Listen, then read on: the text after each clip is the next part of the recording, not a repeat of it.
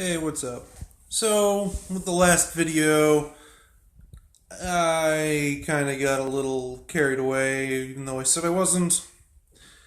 I kind of made it out to sound like towards the end of the video that sitting down for the evening and just playing D&D, like, I made that sound like a negative connotation, which was not my intention. I'm not some kind of D&D like elitist or whatever. I don't even think those people exist.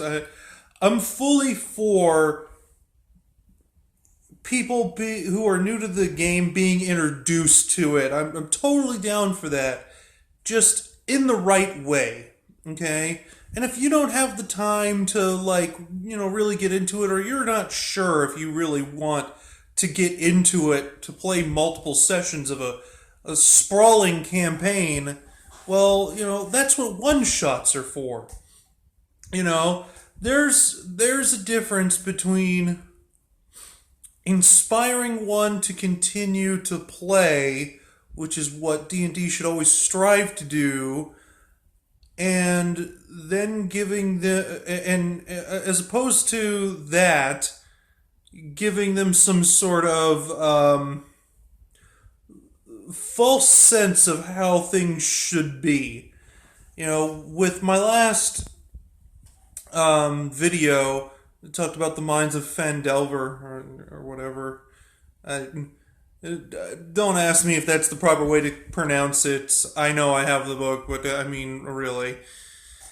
Where it's like, oh, well, it's Dungeons and Dragons, so clearly I have to fight the dragon, right? And,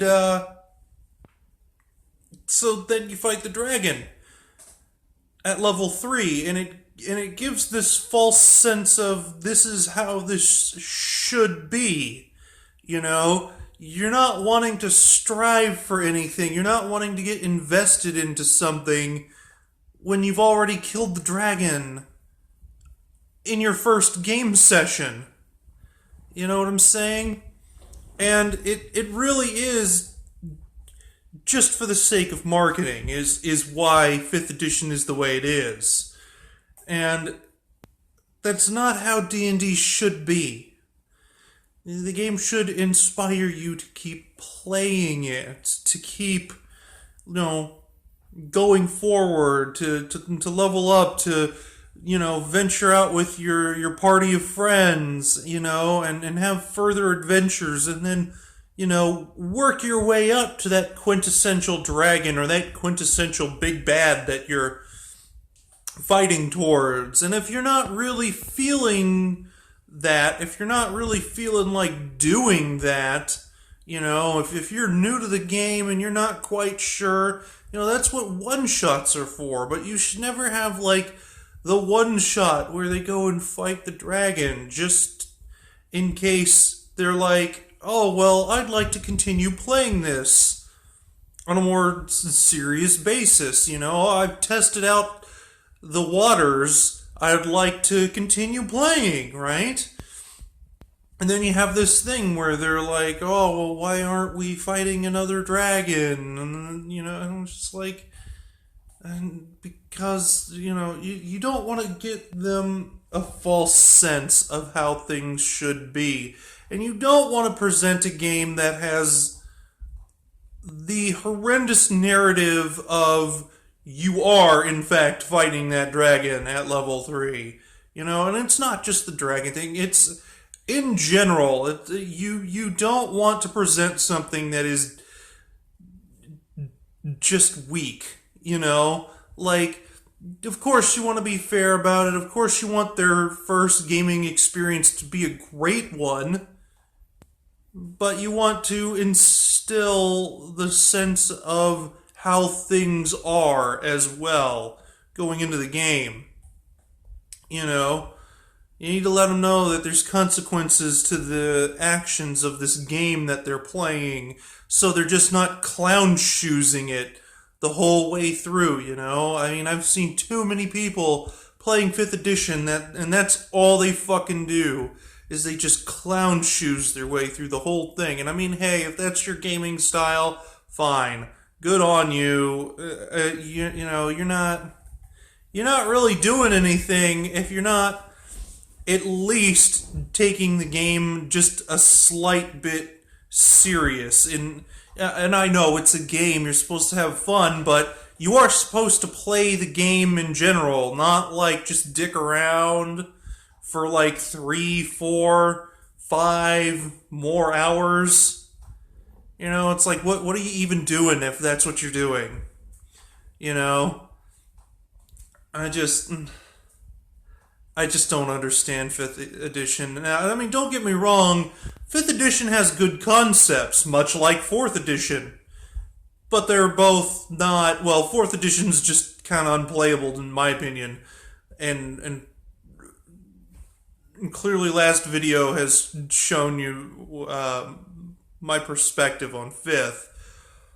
But honestly, I think that those good little bits of inspiration, those good concepts, are best left to be cherry picked, out of 5th, out of 4th, and put in something of your own design. I've taken concepts from 5th and 4th and put them into Pathfinder, one of my Pathfinder homebrews. I've put them into one of my 3.5, homebrews. Like the concept of tieflings being a playable character race, or Dragonborn, even though I don't fully approve of the Dragonborn thing because they're kind of overpowered as fuck. But if you want to play a Dragonborn in my campaign, you know what? Fine, go ahead. I'm not too strict. I'm not trying to make it out to be like, I'm some strict asshole. I just